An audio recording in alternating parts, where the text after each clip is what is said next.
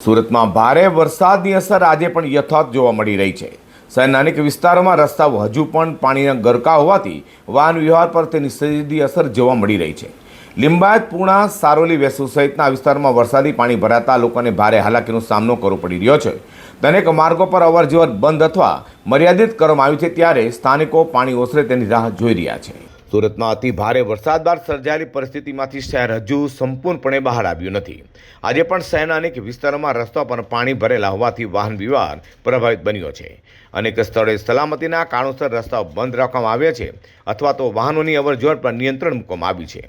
લિંબાયત, પૂણા, સારોલી અને વેસુ સહિતના અનેકો વિસ્તારોમાં વરસાદી પાણીનો ભરાવો યથાવત હોવાથી સ્થાનિક રહેવાસીઓ અને રોજિંદા મુસાફરોને ભારે મુશ્કેલીનો સામનો કરવો પડી રહ્યો છે।